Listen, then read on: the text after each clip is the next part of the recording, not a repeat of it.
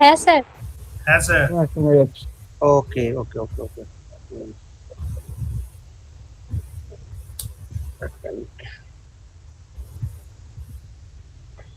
ওকে। আমরা আজকে একটা জিনিস স্টার্ট করতে চলে, সেটা হচ্ছে ইন্ডাস্ট্রি এক্সপার্টের সঙ্গে আমরা সেমিনার করবো, ঠিক আছে? তো it's proud feeling for me also যে আমি তোমাদের ইন্ট্রোডিউস করাতে চলেছি একজনের সাথে, যেও একসময় তোমাদের মতনই মুকুলের স্টুডেন্ট ছিল। টু বি মোর স্পেসিফিক যদি বলা হয়, সে শ্রীরামপুরের স্টুডেন্ট ছিল, ঠিক আছে? আজকে সে গুজরাটের পেন্টানিক স্টুডিওর একজন সিনিয়র 3D জেনারেলিস্ট, এবং এই জার্নিটা ওর মোটামুটি ধরে নাও 3 বছরে 3 বছরে এই জায়গায় সে গিয়ে পৌঁছেছে। তো সুতরাং আমরা সেই রকম ভাবেই ওর সঙ্গে কথাবার্তা বলবো এবং ওর জার্নিটাও শুনবো, এবং রাদার ইন্ডাস্ট্রি সম্পর্কে যেটা আমরা সবসময় বলে থাকি যে জিনিসগুলো, সেগুলো কতটা সত্যি কতটা মিথ্যে সেটা ওর কাছ থেকেই শুনে নেবো, ঠিক আছে? এবং বারবার করেই বলছি, ইটস এন ওপেন ফোরাম। তো তোমরা ওর সঙ্গে কমিউনিকেট করো, আমিও করব অবশ্যই। যার যা জানার ইচ্ছে আছে সেগুলো প্লিজ জানো, এবং সেটা হলে তোমাদের পক্ষে অনেক সুবিধে হবে। তোমাদের কাছে একটা ক্লিয়ার গোল থাকবে যে আমাকে জব পেতে গেলে বা ওই জায়গায় পৌঁছতে গেলে কি কি জিনিস করার দরকার আর কি কি জিনিস করার দরকার নেই, কতটা ফোকাসড হওয়ার দরকার কতটা ফোকাসড হওয়ার দরকার নেই, এই জিনিসটা। সো লেটস ওয়েলকাম তিথি কোলে, 3D generalist, senior most in Pentanix Software Limited. Tithi, hi sir. Hi, কেমন আছিস বাবু? হ্যাঁ ভালো, কেমন আছেন? আমি চলছি ভালো। তোর আওয়াজটা বড্ড, মানে কি বলবো, শোনা যাচ্ছে না, একটু জোরে বল। শোনা যাচ্ছে এখন? এখন শোনা যাচ্ছে, ঠিক আছে। দিদি আমার কথা শুনতে পাচ্ছিস বাবু? হ্যাঁ হ্যাঁ হ্যাঁ, একটু জোরে বলিস কারণ আওয়াজ একদম কম আসছে, ঠিক আছে? ঠিক আছে। ঠিক আছে, তো প্রথম কথা হচ্ছে যে কি, আমরা যেটা দিয়ে শুরু করব, দিদি তুমি তো এখন পেন্টানিক্স স্টুডিওতে রয়েছো গুজরাটে, আর জয়পুরে জয়পুরে, রাইট? তো প্রথম কথা হচ্ছে যে কি কি কি চ্যালেঞ্জ, তোমার কাজটা কি বেসিক্যালি ওখানে? কারণ তুমি একজন 3D জেনারেলিস্টের একজন সিনিয়র মেম্বার, তো তুমি তোমার ওখানে মেনলি কাজটা কি হয়, কি কি কাজ করো ওখানে? তো আমরা বেসিক্যালি একটা ডিজিটাল মার্কেটিং এজেন্সি। তো এখানে অ্যাজ এ 3D আর্টিস্ট, আমি তো এখন 3D সিনিয়র জেনারেল আর্টিস্ট। তো এমনি ইন্টার্ন আছে আমার নিয়েছে, বাট ওর আমাদের যে কাজগুলো বেশি আসে সেগুলো হলো যে আমাদের সব ধরনের আসে, কারণ আমরা তো ডিজিটাল মার্কেটিং এ আছি। তো এরকম নয় কোনো ইন্টেরিয়ার ডিজাইনার তো ইন্টেরিয়ারই আছে এরকম না, সব ধরনেরই আছে। যেমন কোনো ব্র্যান্ড কেউ নতুন বোতল বা ডিভাইস কিছু বানিয়েছে, তো ওর মার্কেটিং করবে। তো ওর জন্য যে 3D ভিডিও হয় না অ্যাড চালানোর জন্য, তো 3D ভিডিও বানায়। তারপর মানে আমি এরকম রেসিডেন্সিয়াল প্রজেক্ট অনেক করেছি, মানে বিল্ডিং যেটা 2-3 বছর পর হবে, তার আগেই মার্কেটিং এর জন্য সেলস এর জন্য ইউজ করে না 3D ভিডিও বানিয়ে। তো বা হওয়ার আগেই বেসিক্স 2D যে লাইন ড্রয়িং থাকে ওটা থেকে 3D ভিডিও মডেল লাইটিং করে ভিডিও, তারপর ইন্টেরিয়রের করা হয়, তারপর আরো ক্যারেক্টারও হয়, যেমন কোনো গেম বানাচ্ছে কেউ ওয়েবসাইট, তো তাদের জন্য যে 3D ক্যারেক্টার ডিজাইনার সেগুলো, মানে সব ধরনেরই প্রজেক্ট আছে। আচ্ছা, তাহলে ইন নাটসেল যদি আমরা এটা বলি যে কি আমাদের তাহলে কাজটা এটাই দাঁড়াচ্ছে যে কি আমাদের মার্কেটিং কে হেল্প করা, রাইট? ইন 3D, যেটা আমাদের জার্নালিস্টের পার্টের ক্ষেত্রে। তো তোমার কাছে কি কোনো রকম এরকম কোনো ভিডিওস আছে, মানে কোম্পানি তোমাকে এটা দেয় যে কি অ্যালাউ করে, যে যেগুলো তুমি আমাদের সঙ্গে একটু শেয়ার করে দেখাতে পারো? তাহলে একটুখানি বেটার হতো। হ্যাঁ হ্যাঁ, আমি আমার পোর্টফোলিওটা দেখাচ্ছি। হ্যাঁ নিশ্চয়ই একটু দেখো ওখানে তাহলে। হ্যাঁ, যেটা নতুন তুমি কাজ কাজগুলো, করেছো। হ্যাঁ হ্যাঁ হ্যাঁ, হ্যাঁ, একটু যদি নতুন শেয়ার করো। কাজগুলো একদম একদম। যেগুলোতে মানে এখন রিসেন্টলি যে কাজগুলো করেছি হুম হুম সেগুলোও হুম। আছে। হ্যাঁ যদি একটু দেখাও তাহলে একটু ভালো হয়, তাহলে এরাও একটু দেখে, তাহলে বুঝতে পারবে অ্যাকচুয়াল ব্যাপারগুলো।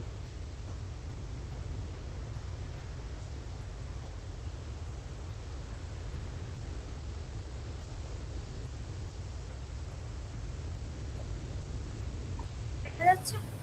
হ্যাঁ দেখা যাচ্ছে। তুমি চালাও, আর একটু কাইন্ডলি একটুখানি তুমি এক্সপ্লেনও করো একটু।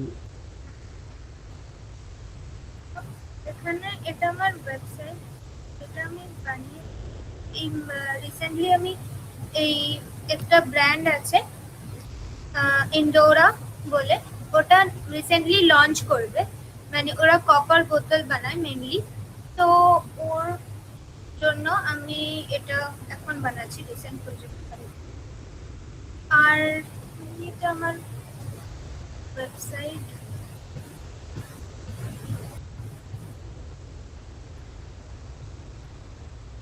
দেখা যাচ্ছে?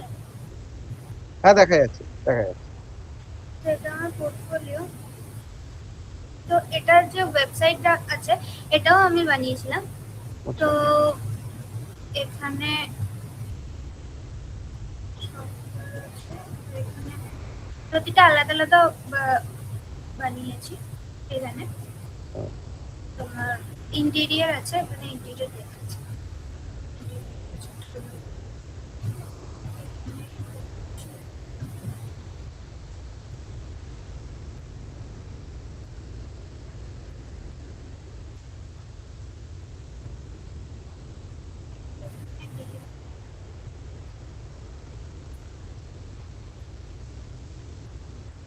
তো এটা লাইটিং করেছিলাম আমি।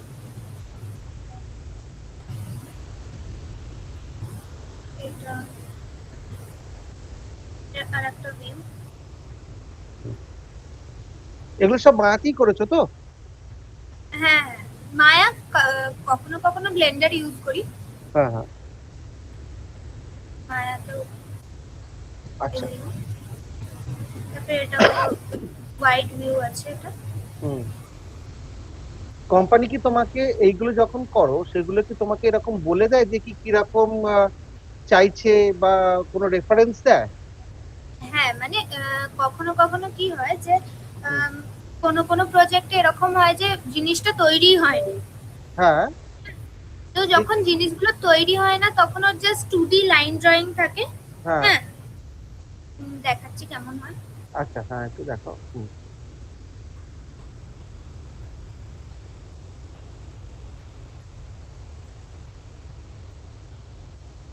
হ্যাঁ ইভিনিং লাইট আছে, মেজারমেন্টে দেখা, হ্যাঁ মেজারমেন্টে দেখা। এরকম ভাবে মেজারমেন্ট দিয়ে রাখে, এরকম এরকম এরকম। হ্যাঁ হ্যাঁ। তো এটা তো 2D না, মানে এরকম ভাবেই প্রপার এরকম একটা লাইন ড্রয়িং দিয়ে রাখে, আচ্ছা দিয়ে সেটার ওপরই আচ্ছা। নাইট ভিউটাও দেখিয়ে। হ্যাঁ।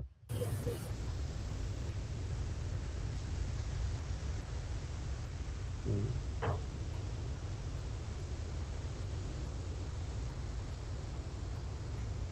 আচ্ছা দিদি, এটা করতে কতদিন সময় তোমাকে দেয় কোম্পানি?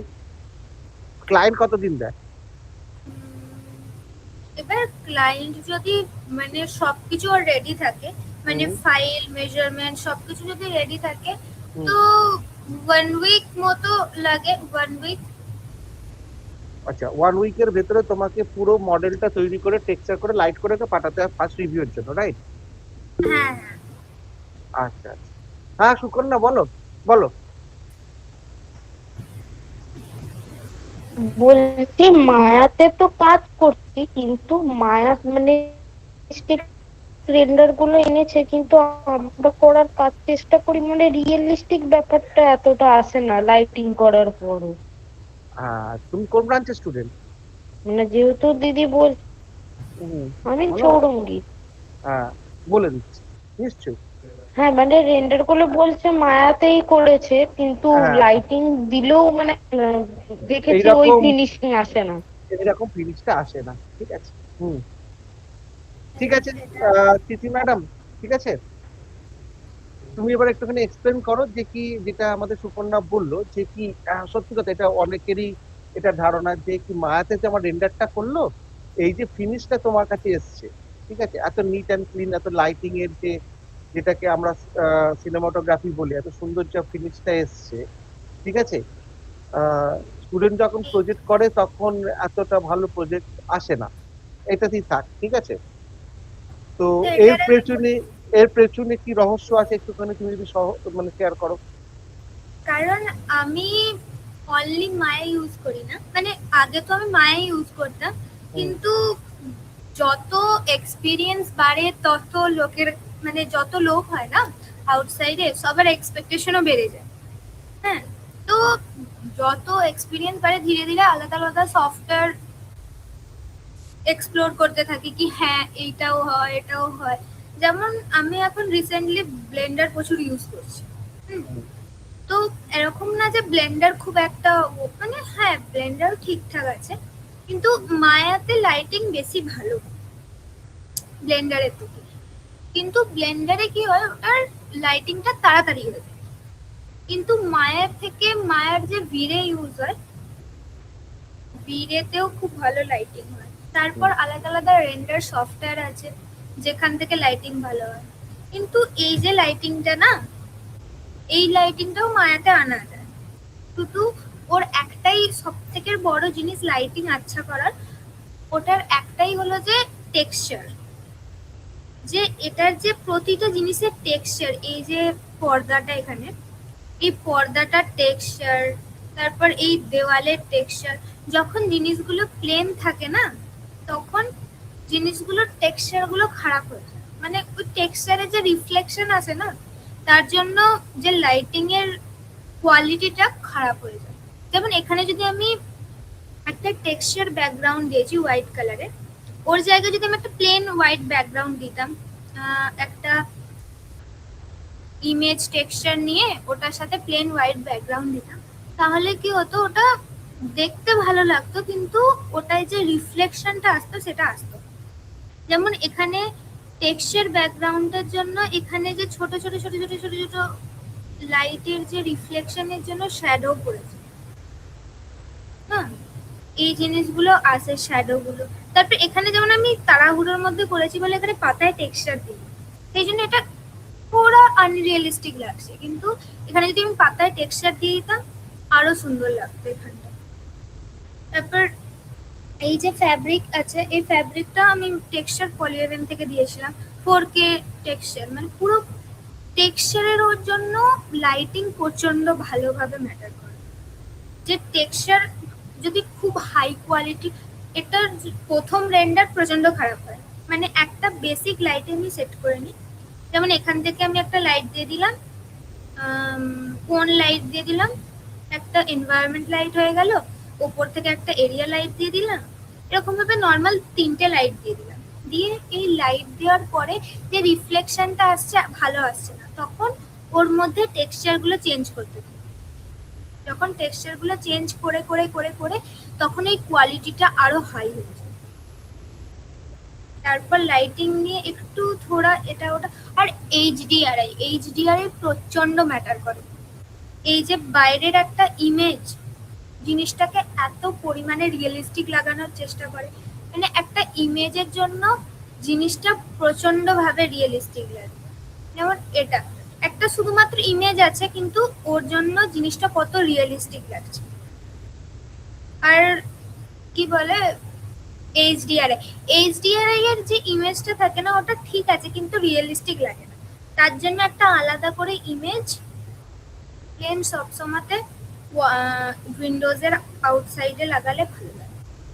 আর একটা এইচডিআরআই পলিএভেন থেকে এইচডিআরআই, মানে কিছু কিছু এইচডিআরআই আছে খুব ভালো, আর খুবই ভালো এইচডিআরআই আছে। ব্লেন্ডার কিটে অনেক ধরনের এইচডিআরআই আছে, তো ওই যে এইচডিআরআই আছে না, এরকম ভাবে ক্যাটাগরাইজ করে রাখি আমি, যে ইভিনিং এর জন্য 2-3টে এইচডিআরআই ক্যাটাগরাইজ করে রেখেছি, মর্নিং এর জন্য, নাইট ভিউ এর জন্য। এরকম ভাবে নিজের একটা লাইব্রেরি বানাবে, যেগুলোর কি হবে যে এলিমেন্টস গুলো অ্যাড করে রাখবে। তো সেই এলিমেন্টস গুলো যখন ওখানে পুট করবে না, কারণ তুমি জানো যে এইখানে এই লাইটটা দিলে আরো ভালো হবে। তো সবসময় এরকম কিছু লাইট গুলো ট্রাই করতে করতে করতে করতে কিছু কিছু ভালো জিনিস পেলে ওগুলোকে সেভ করে রাখবে, আর ওগুলো ওখানে অ্যাফেক্ট করবে। যেমন এখানে এইচডিআরআই এর জন্যই জিনিসটা এত রিয়েলিস্টিক লাগছে। আর এখানে যে এখানে কার্পেটটা এত রিয়েলিস্টিক লাগছে ওই কারণে। কার্পেটটা মানে টেক্সচার সব থেকে বেশি ম্যাটার করে লাইটিং এর জন্য। সবাই ভেবে যে লাইটিং করে দিলেই হয়ে যাবে, লাইটিং না, লাইটিং এর সাথে টেক্সচারিংটা ইম্পর্টেন্ট। টেক্সচারিংটা ভালোভাবে করলে তবেই লাইটিংটা বেস্ট লাগে। এখানে টেক্সচার, এখানে আমি ভেলভেট টেক্সচার দিয়েছি, প্রতিটা ভেলভেটের পার্টস দেখা যাচ্ছে। এখানে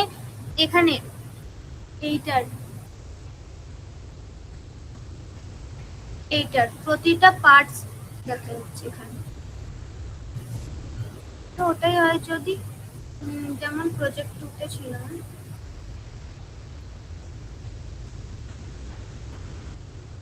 দিদি আমার একটা কোয়েশ্চেন আছে। হ্যাঁ বলো বলো সুকন্যা, বলো তোমার যা কোশ্চেন আছে বলো, সবাই ফ্রিলি বলো। হ্যাঁ হ্যাঁ, ওই আগের যে ছবিগুলো খুলেছিল ওইটা একটু খুললে ভালো হয়। প্রজেক্ট 1টা দেখা। হ্যাঁ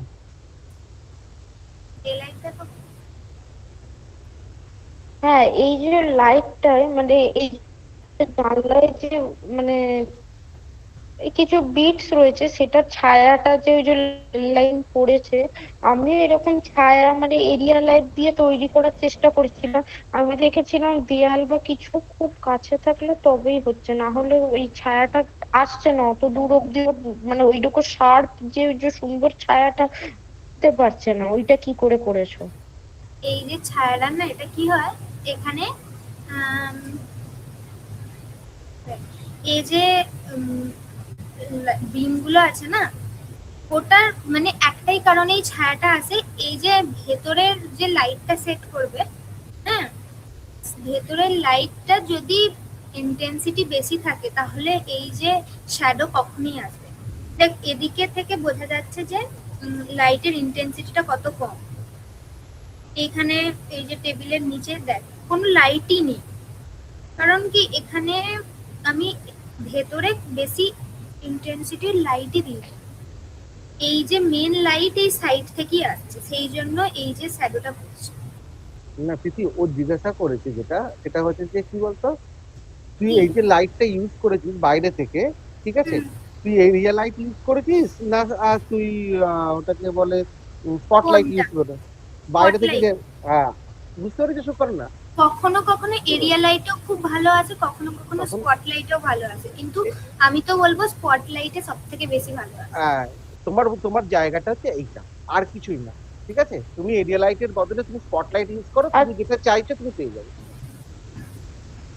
আচ্ছা, মানে ওটা স্কাই ডোমে তো হ্যাঁ আসবেই না।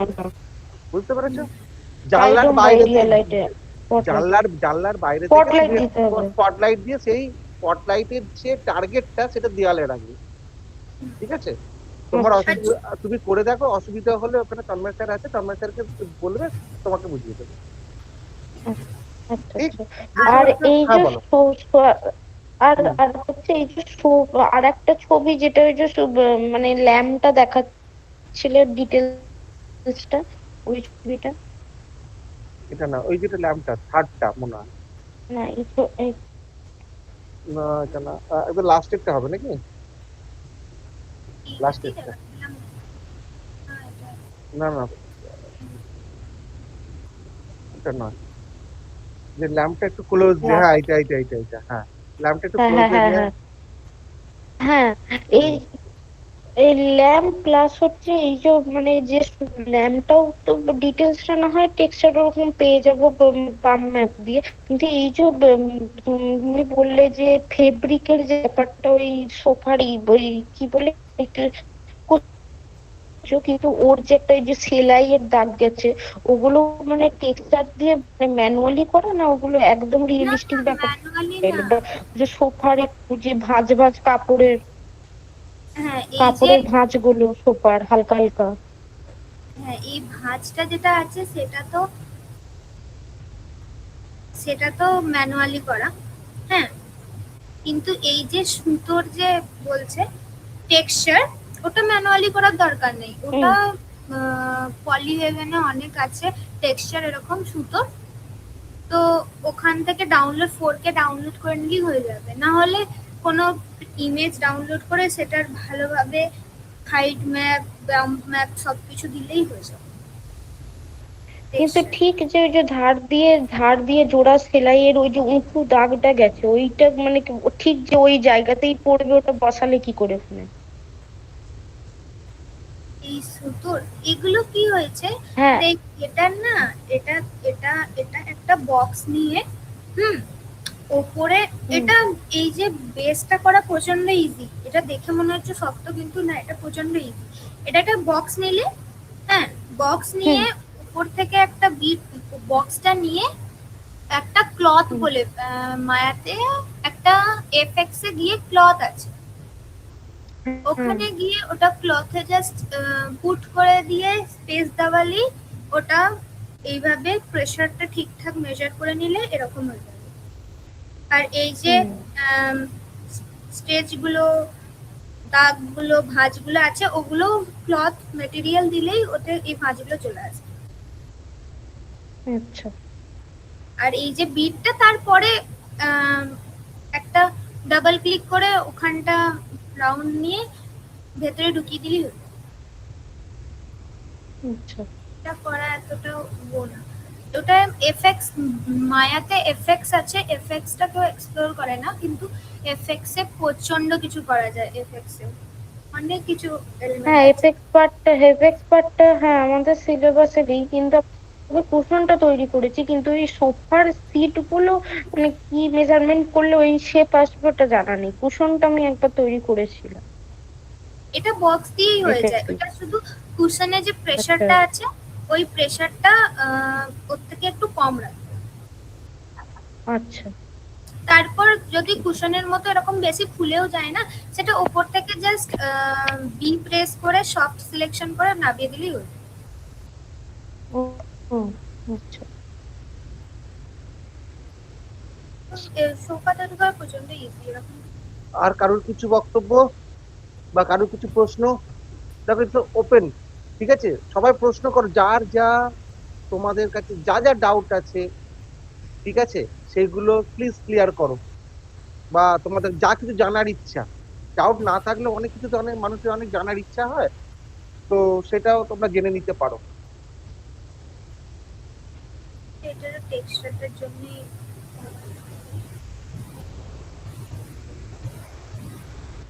আচ্ছা দিদি, এখানে একটা প্রশ্ন অনেক স্টুডেন্টের মাথাতে থাকে, ঠিক আছে, তারা একটু কনফিউজ হয়ে যায় কিরকম জায়গায়, যেমন ধর আমাদের সাবস্টেন্স আছে, তুই জানিস সাবস্টেন্স থেকে টেক্সচার হয়, হ্যাঁ।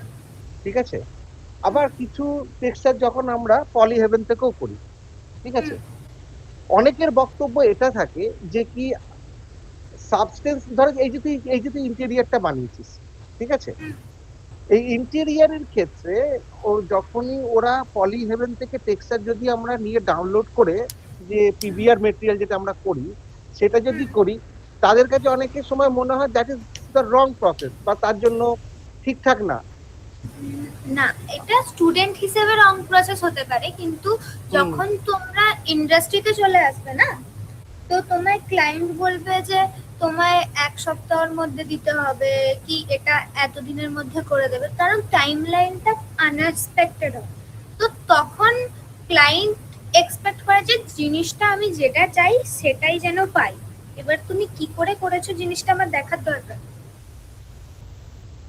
এক্স্যাক্টলি, এক্স্যাক্টলি, আমি এটাই বলতে চাইছি যে আর মানে এটা দাঁড়াচ্ছে এটাই, তুই যেহেতু কাজ করছিস, ক্লায়েন্ট হ্যান্ডেল করছিস, যে এন্ড অফ দ্য ডে তোমার আউটপুট ম্যাটার, তুমি কি করে করবে দ্যাটস ইওর প্রবলেম, তাই না?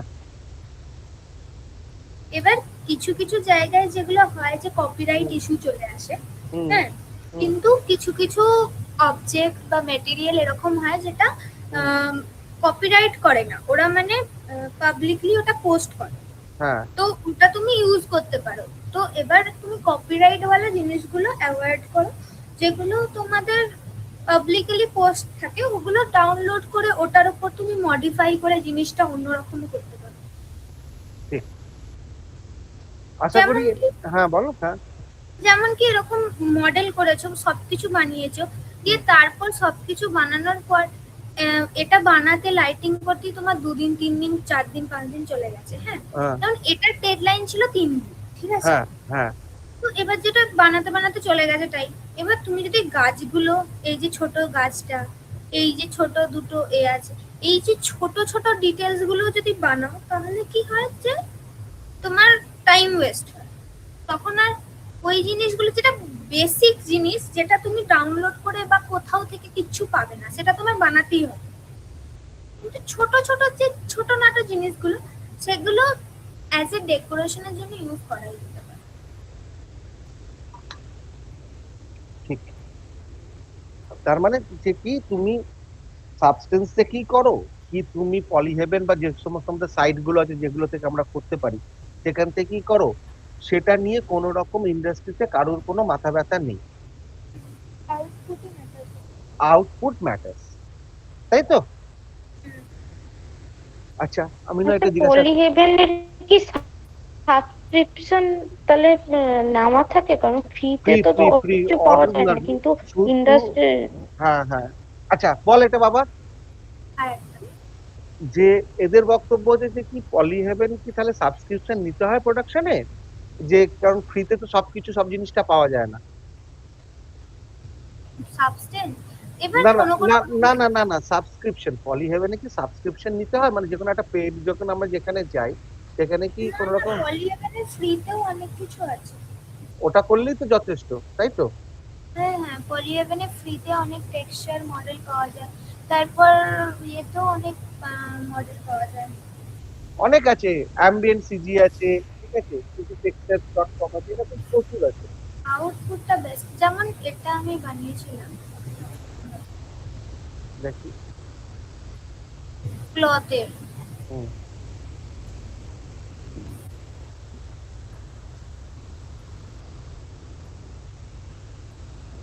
এটা যেমন সাবস্টেন্স থেকে আমি টেক্সচার করেছিলাম, এটা একটা সফটওয়্যার যেটা ক্লথ বানায়। মার্ভেলাস। হ্যাঁ marvelous। আমি করেছিলাম এটা, টেক্সচারটা আমি সাবস্টেন্স থেকে করেছিলাম, কারণ এটা ক্যারেক্টার ফোকাস যেগুলো হয় না সেগুলো টেক্সচার তুমি ম্যানুয়ালি দেখতে পাবে। আচ্ছা, তাহলে তুই কোনটা প্রেফার করিস, মানে কোনটা এরা সাবস্টেন্সে করবে আর কোনটা এরা রাদার পলিহেভেন থেকে ডাউনলোড করে করবে? কারণ টেক্সচার যেহেতু তুই বলছিস যে একটা বিশাল পার্ট একটা আমাদের কাছে এর জায়গার ক্ষেত্রে, ঠিক আছে, তো এদের মানে এরা অনেক সময় কনফিউজ থাকে যে কোনটা আমরা সাবস্টেন্স থেকে করব আর কোনটা আমরা ডাউনলোড করে করব। যেগুলো বেসিক জিনিস হয় সেগুলো সাবস্টেন্স থেকে করার কোনো দরকার নেই। যেমন আচ্ছা। কি একটা বিছানার চাদর, হুম হ্যাঁ, ওটা হুম ওটা হাতে হাতে পেন্ট করার কোনো মানে হয় না, ওটা ইজিলি অ্যাভেলেবেল।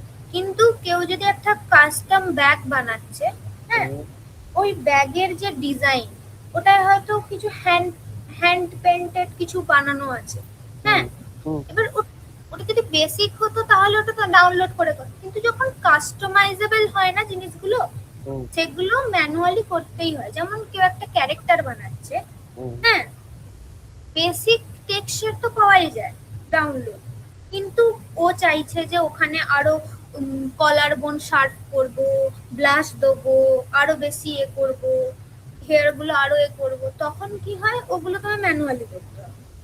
বেসিক জিনিস ডাউনলোড করা যায়, কিন্তু যেগুলো তুমি এক্সপেক্ট করো কি এরকম এরকম করবো, সেটা ডাউনলোড করা যায়। যেমন এটায় যে এই রক্তের ছিটেগুলো, ওগুলো আমায় বানাতে হয়েছে।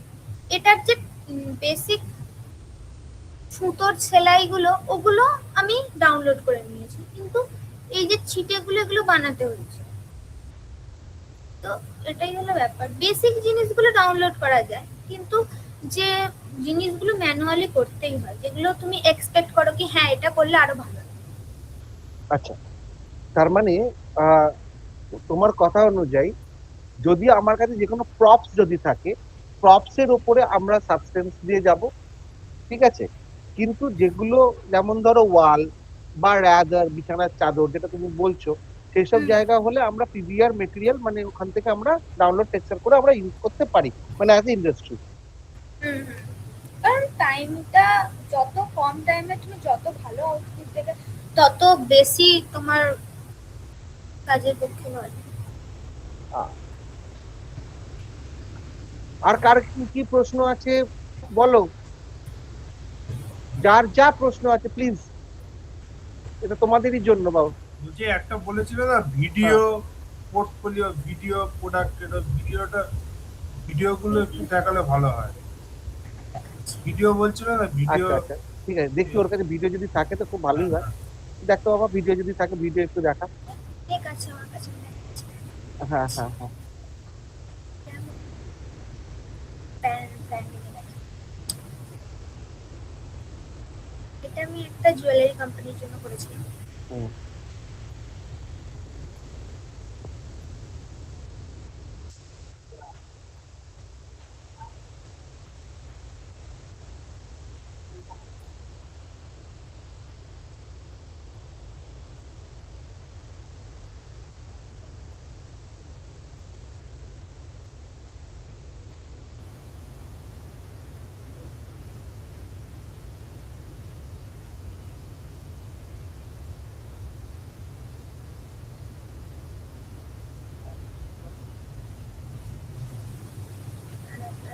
ওই ডায়মন্ড রিফ্লেকশন গুলো কি এডিটিং এ করা?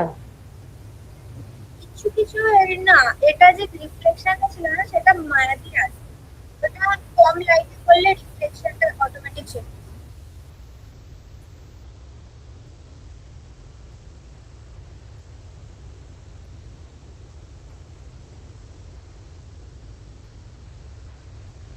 এগুলো বানাতে বানাবো? না, এটা আমি কিছু ব্লেন্ডারের রেন্ডারও ইউজ করেছি। আর মায়া তো এরকম কিছু নয় যে মায়া তো বানানো যায়, মায়াতেও বানানো যায়। আরেকটা দেখাই।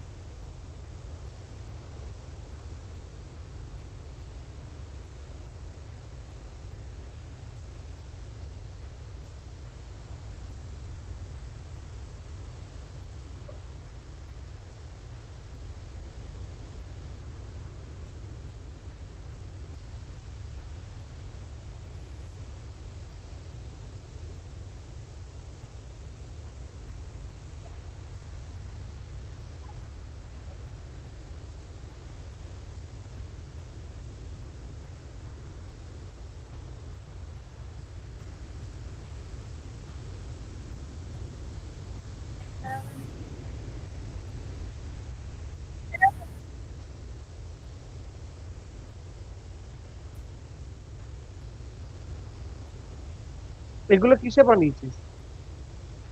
মায়াতে? আমি কিছু ব্লেন্ডার ইউজ করেছি। হুম।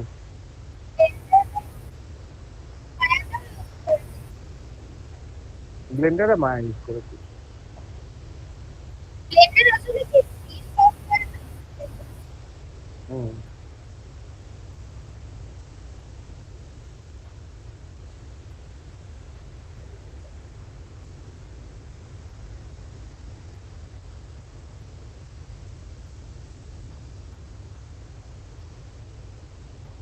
এটা মায়াতেও বানায়, ব্লেন্ডার মায়াতেও সেমই, কিন্তু সেম। ওটাই আসলে কি নেট নেট কানেক্ট করা যায়, এটা নেট কানেক্ট করা যায়। মানে কখনো কখনো ক্র্যাশ করে যায় সেই জন্য। কোনটাতে? মানে আসলে কি আমাদের অফিসে না ম্যাক আছে, হ্যাঁ। তো ম্যাকে না মায়াটা ভালোভাবে ইনস্টল হয় না, সেই জন্যই ব্লেন্ডারে। হ্যাঁ, অ্যাকচুয়ালি এটাই হচ্ছে কথা। হ্যাঁ, ঠিক। এবার মানে আমাদের ওখানে যে উইন্ডোজ আছে না, ওখানে মায়া আছে। ঠিক। দুটি ইউজ আচ্ছা, তো করি। তিথি তুমি আনরিয়েলে কাজ করো না? আনরিয়েল অফিসে? মানে আনরিয়েল আমাদের আগে করতাম, আগে, কিন্তু এখন আর করি না, কারণ আনরিয়েলে আমার মনে হয় যে ওর থেকে ভালো, ওটা টাইম প্রসেসিং লাগে আমার প্রচুর। তো আনরিয়েল আমি বেশি ইউজ করি না, কম ইউজ করি, কারণ আমার মনে হয় আনরিয়েলের থেকে রেন্ডারিং সফটওয়্যার গুলো বেশি ভালো। আর 3ds max ইউজ আর করেছো? হ্যাঁ, 3D ম্যাক্সও সেম, কিন্তু ওটা মায়া আর 3D ম্যাক্সে যদি কম্পেয়ার করা হয় না, মায়াই বেশি ভালো। কিন্তু ইন্টেরিয়র কোম্পানিগুলোতে 3D ম্যাক্স এর বেশি ডিমান্ড। এটাও একটা করেছিলাম, এসবিআই আছে না, হুম। তো এসবিআই এর যে ফিউচারে কেমন হবে তার জন্য একটা প্রজেক্ট।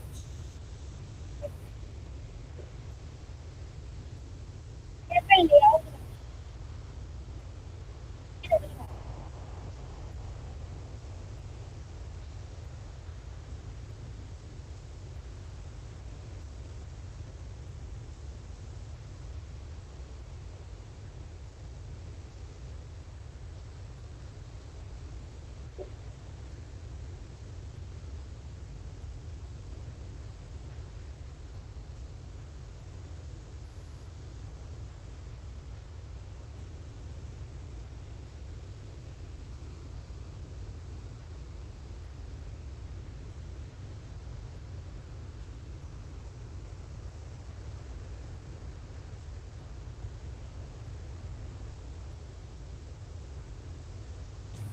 এটা এটা মানে এটা একটা লেআউট বানিয়েছিলাম নরমাল।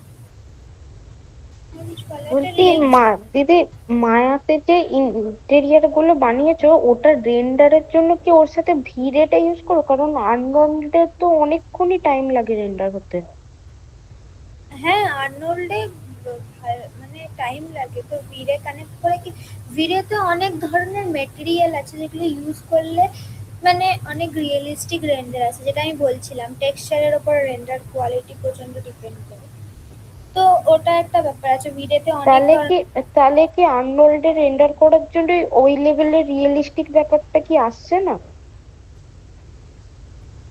কিন্তু সিলেবাসে তো আনরোলডই রয়েছে আপাতত আমাদের।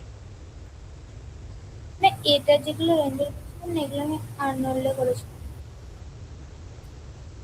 এটা আমি আর্নল্ডে করেছিলাম, তখন এটা আমার প্রথম পোর্টফোলিও। এটা আমি যখন নিতে ছিলাম তখন বানিয়েছিলাম। এটা আমি আর্নল্ডে রেন্ডার করেছি।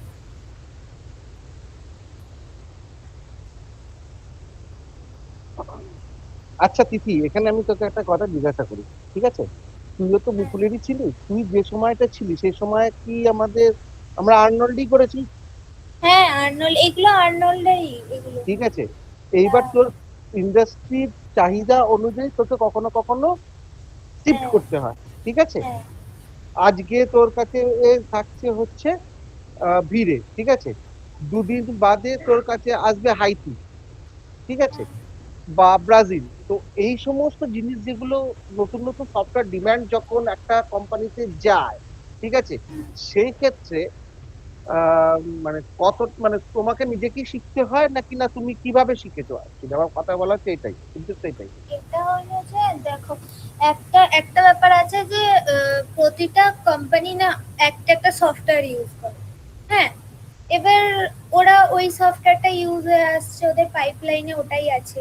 তো এবার কি হয়, তুমি যখন যাও ওখানে আর তুমি মায়া ইউজ করো, তখন বলবে যে না আমরা তো মায়া ইউজ করি না। হ্যাঁ, হুম, মানে হুম, কেউ কেউ মায়া ইউজ করে সেরকম কোম্পানিতেই যায়, কিন্তু কেউ কেউ এরকম হয়ে যায় যে ওই সফটওয়্যার ইউজ করে না। হুম, তখন ওই সফটওয়্যারটা শিখতে হয় না। হুম, হুম, কিন্তু কোনো সফটওয়্যারই, সব সফটওয়্যারের ইউআই সেমই, যে হ্যাঁ এরকম প্রেস করলে বেবেল হয়, এরকম করলে সফট সিলেকশন হয়, শুধু ওর কিগুলো আলাদা হয়।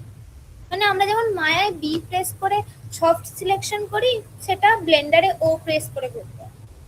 কাজ সেম, তুমি কাজ জানো, শুধু ওর যে ধরনটা চেঞ্জ হয়ে যায়, কিগুলো চেঞ্জ হয়ে যায় শুধু। কাজ আচ্ছা, সবার অন্য same। সফটওয়্যার গুলো মায়া ছাড়া ওটা কি কোম্পানিতেই ওটা ট্রেন করায় না নিজেকেই শিখতে হবে, নাকি এবার কোম্পানি ট্রেন সিনিয়র যে করায়? হয়, সিনিয়র যে হয় সে তো হেল্প করবেই। এবার তোমার নিজে থেকে যেটা আমাদের মোকলে শেখায়, যে হাতে ধরে সবকিছু বলে বলে সবকিছু করিয়ে দেয়, কিন্তু কারণ তুমি ওখানে শিখতে যাচ্ছ। কিন্তু কোম্পানিতে কি তোমায় নিজে থেকে শিখতে হবে। এরকম নয় যে কেউ হেল্প করবে না তোমায়, তোমার সিনিয়র সবসময় তোমায় হেল্প করবে, কিন্তু তোমার নিজে থেকে প্রচন্ড পরিমাণে এফর্ট দিতে হবে সেটা শেখার জন্য, তবেই তুমি শিখতে পারবে। যে এরকম তোমার ইচ্ছা হচ্ছে না শিখবো না, এরকম কিছু নেই, শিখতে হবে। আর সব কোম্পানিতে সিনিয়ররা শিখিয়ে দেয়, ট্রেন করিয়ে দেয় হ্যাঁ ওই সফটওয়্যারটা। এবার হ্যাঁ, কিন্তু তোমার নিজে থেকে, যে হ্যাঁ তোমার একটা বললো যে এটা বানাও, তো তোমায় বানাতে হবে, কিন্তু তোমার যদি প্রবলেম হয় ওরা সবসময়তেই হেল্প করবে, শিখিয়ে দেবে। আচ্ছা, আচ্ছা, আচ্ছা। আর জিজ্ঞাসা করো, যার যার ডাউট আছে বাবা জিজ্ঞাসা করো।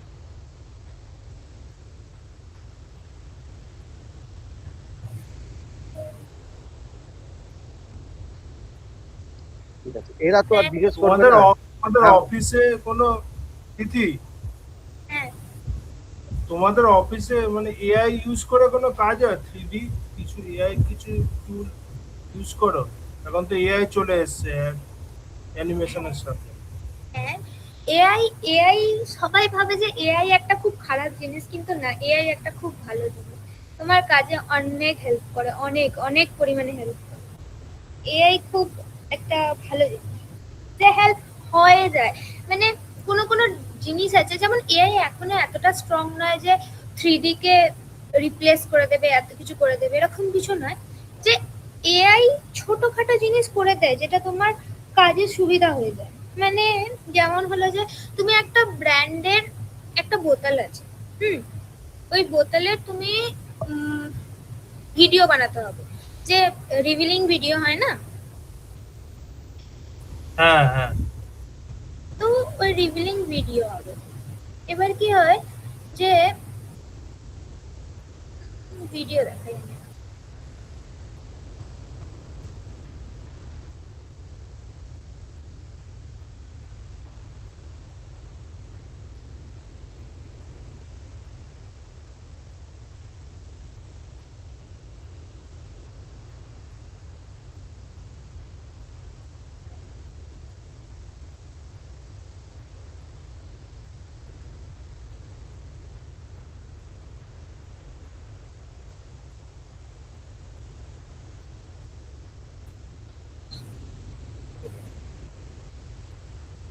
এই ভিডিও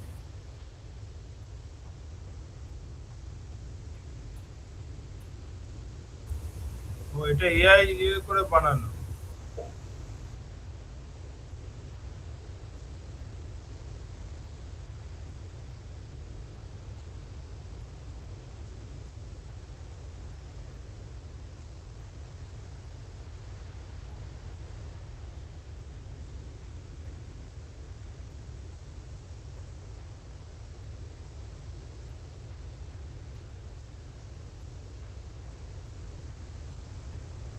ওটা ভিডিও ছিল।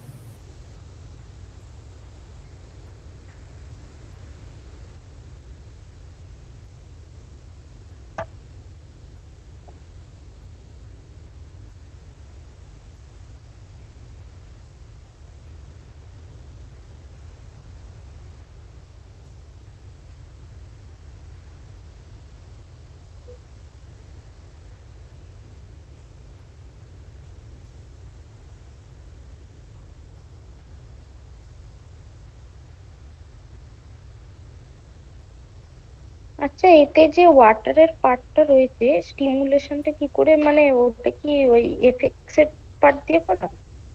ওটা সিমুলেশন প্রচুর ইজি। একটা নিচে বেস নিয়ে ওটায় জাস্ট ওয়াটার ড্রপ মতলব একটা প্লেন নিয়ে ওটার সাবডিভিশন প্রচন্ড হাই করে দিয়ে ওটায় ওটা এফএক্সে গিয়ে ওটা অ্যাজ এ ওয়াটার ইউজ করে নিলে ওর ওপর যখনই বোতলটা পড়বে তখনই ওটা ওরকম ভাবে জলের মতো হয়ে যাবে। আচ্ছা। একটা প্লেন। আর ব্যাপারটা হলো এটাই যে যে ক্রিয়েটিভিটি আছে না ওটা, যেমন একটা বোতলকে এইভাবে করা যায় ওইভাবে করা যায়, এআই ওটা ভাবতে পারে না, কিন্তু ছোটখাটো জিনিসগুলো এআই করে দেয়। যেমন এই যে কনসেপ্ট আছে যে এটা কি কি করা যায়, তো এআই কে যদি আমি জিজ্ঞাসা করি না, এআই পুরো এইভাবে শর্ট হিসেবে আমায় এক্সপ্লেন করে দেবে যে ফার্স্ট শর্ট ফার্স্ট সেকেন্ডে এইরকম ভাবে ইউজ করতে পারো, তুমি সেকেন্ড শট এইভাবে ইউজ করতে পারো, থার্ড শট এইভাবে ইউজ করতে। ও পুরো ডিটেলস প্রম্পট দিয়ে দেয়, যেটা দেখে মানে তোমার কাজে প্রচন্ড হেল্প করে। মানে এআই কে হেল্প নেওয়া যেতে পারে, অনেক হেল্প করে দেয়। যে ও পুরো যে শর্টের যে শর্ট নিতে পারো তুমি, কেমন ভাবে নিতে পারো, কি কি ভাবতে পারো, ও তো শর্ট হিসেবে বলে দেয়। তো তোমার এত মাথা করে ভাবার দরকার নেই, যে যদি ডেডলাইন কাছে থাকে তো এইভাবে মানে use তুই করা যায়। বলতে চাইছিস যে কি আমরা এখান থেকে একটা স্টোরি বোর্ড টাইপ বা স্ক্রিপ্ট টাইপ হুম, ওখান থেকে আমরা এআই থেকে আমরা নিই, রাইট? হ্যাঁ। তো কিন্তু যদি অনেকের ধারণা, না অনেকের ধারণা যে কি এআই তে আমি প্রম্পট করে দিলে পুরো ক্যারেক্টার টেক্সচার থেকে বা অ্যানিমেশন থেকে সমস্ত কিছু রেডি হয়ে চলে আসবে, তোকে মায়াতে কোনো কাজই করতে হবে না, তুই খালি বসে থাকবি, তো এটা খালি প্রম্পট করবি আর সব রেডি হয়ে যাবে।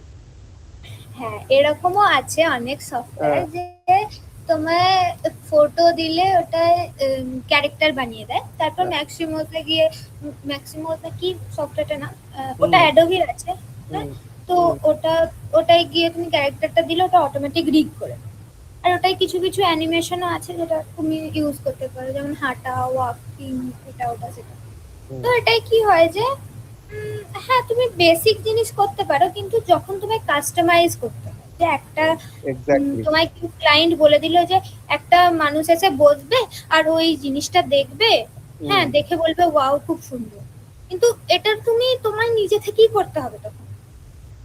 ওটাই হলো ব্যাপার। তুমি বেসিক জিনিস তুমি ডাউনলোড করতেই পারো, যেটা আমি বলছিলাম যে হুম। ক্লথ হয়ে গেল, বেডশিট হয়ে গেল, ওই বেসিক জিনিস ডাউনলোড করা যেতে পারে। কিন্তু যখন সেখানে কাস্টমাইজেবল হবে তখনই তোমায় নিজে থেকে করতে হবে। সেই জন্য তখনই, নিজে থেকে শেখা ইম্পর্টেন্ট। তখন তোমার স্কিল না থাকলে তুমি করতে পারবে না, হ্যাঁ, এই হলো কথা। আচ্ছা আর, এটাই হলো। আচ্ছা আর তিথি, কি, হ্যাঁ একটা জিনিস, তুই তো স্টুডেন্ট ছিলি, হ্যাঁ, তারপরে তুই আজকে এই জায়গায় গেছিস, ঠিক আছে, তোর জার্নিটা কিরকম ছিল? মানে অ্যাজ এ স্টুডেন্ট, যেটা সবাইকারই এখানকার ভেতরে একটাই কোশ্চেন থাকে যে কি তোমার আজকের যে রূপটা দেখা যাচ্ছে, মানে তোমার যে কাজের যে ব্যাপারটা দেখা যাচ্ছে, স্কিলটা, ঠিক আছে, এটা নিশ্চয়ই তোমার স্টুডেন্ট লেভেলে ছিল না, না, ঠিক আছে? স্টুডেন্টে কি হয় যে তুমি জিনিসটা লিমিটেড একটা থাকে। তুমি যখন সেই জায়গা থেকে বেরোবে, তোমার বেসটা স্ট্রং থাকলে কি হয় যে তুমি ভাবতে পারবে যে হ্যাঁ এটা করা যায়। আর যেটা আমি বললাম যে সফটওয়্যার শিফট হওয়া এতটা বড় ব্যাপার না, কারণ সবার ইউআই সেম, ইউআইটা সব সফটওয়্যারের সেম। যে বেসিক যে কাজগুলো হয়, বেবেল একটা জিনিস তৈরি করার জন্য এগুলোই লাগে, তো এগুলো সব সফটওয়্যারই সেম থাকে, শুধু টুলস গুলো আলাদা হয়। তো যখন আলাদা আলাদা সফটওয়্যার এক্সপ্লোর করবে তুমি, আরো কিছু জানতে পারবে যে হ্যাঁ এটা এরকম। এরকম নয় যে তুমি এরপরই এক্সপ্লোর করবে, আগেও এক্সপ্লোর করতে পারো, মানে যখন স্টুডেন্ট লেভেলে আছো তখনও এক্সপ্লোর করে জানতে পারো। তোমার শেখার ইচ্ছা থাকলে না, কাজে অটোমেটিক ইমপ্রুভ হয়ে যাবে। আচ্ছা, এবার আমাকে একটা কথা বল, যে তুই তো তারকেশ্বরের মেয়ে, ঠিক আছে,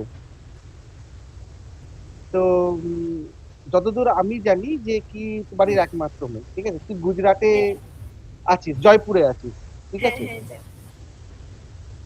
তো এবং মানে বাড়ি থেকে কি করে ছাড়লো বা এরকম কোনো আছে যে কি, অনেকেই থাকে, মানে তার যাদের দরকার থাকলে আলাদা কথা, অনেকেই থাকে না, একটা ট্যাবু থাকে যে কি আমি কলকাতার বাইরে যাব না, ঠিক আছে, এটা তো তুই কিভাবে করেছিস, বাড়িতে কি করে মানিয়েছিস, বা রাদার তোর কি ইচ্ছা ছিল যে কলকাতা বা কলকাতার বাইরে যাব, বা সেখানে কলকাতার বাইরে গিয়ে তুই কি কোনো এক্সপোজার পাচ্ছিস কিনা? দেখ, তো দেখো এরকম হলো যে আম, কলকাতা ভালো জায়গা, এরকম নয় যে খুব বাজে জায়গা, কিন্তু কলকাতা ভালো জায়গা, কিন্তু কলকাতার অপশন কম। মানে কারণ কলকাতার ইন্ডাস্ট্রিটা না এতভাবে গ্রো করেনি, যেমন এখন তবুও গ্রো করছে, কিন্তু আগে অত মানে ওই লেভেলে গ্রো করে না। যেমন ওখানে কলকাতায় ডিজিটাল মার্কেটিং আর তোমার স্টার্ট আপ মানে যে তুলনায় বাইরে আছে সেই তুলনায় কম। তো সেই জন্য কি বাইরে অপশন, অনেক অপশন, মানে মানে সব কোম্পানি, অনেক অনেক কোম্পানি, এরকম নয় যে একটা কোম্পানি আছে, হাজার হাজার কোম্পানি। তুমি ইন্টারভিউ দাও, ভালোভাবে কথা বলো, নিজের কাজ দেখা, হয়ে যাবে।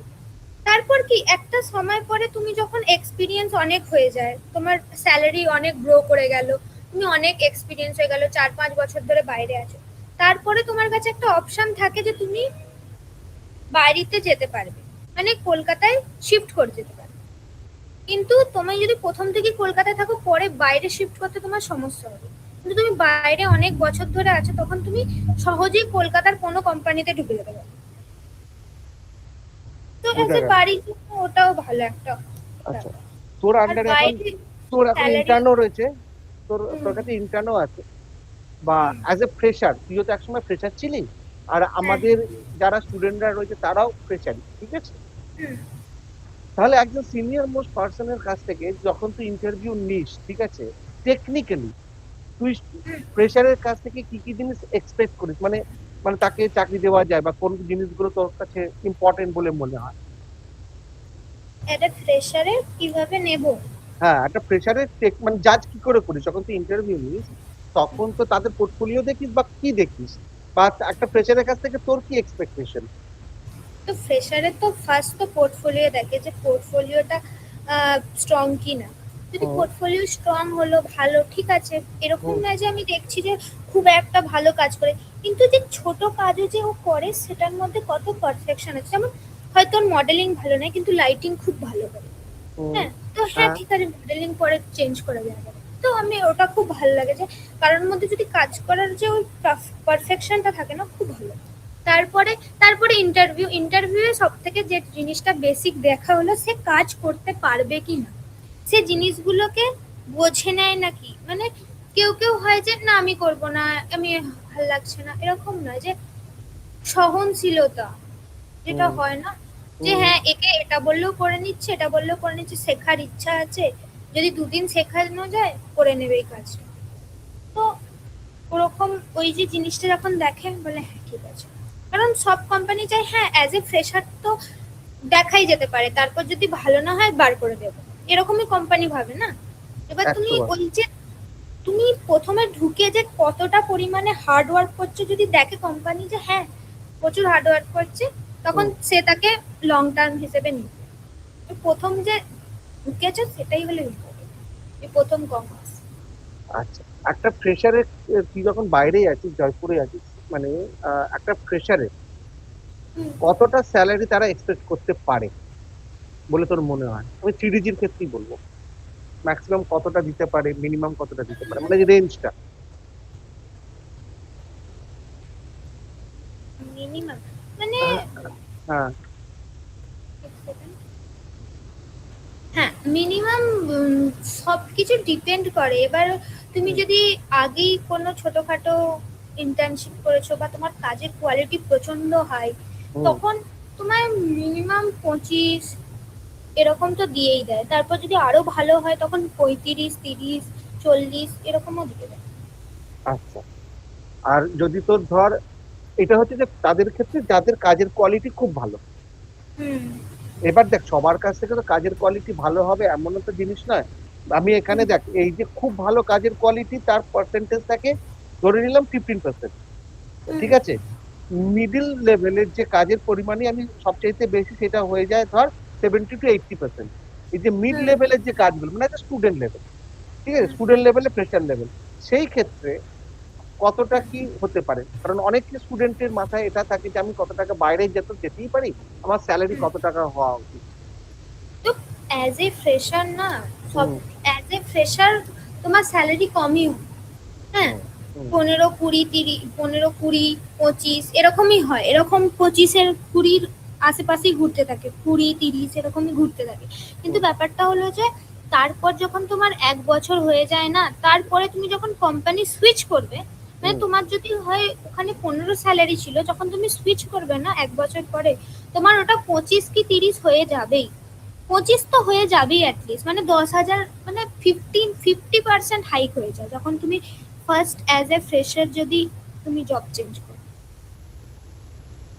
50%-এর ওপর হাইক হয়ে যায়। ঠিক আছে, ঠিক আছে। বাদ বাকি কারোর কোনো প্রশ্ন আছে?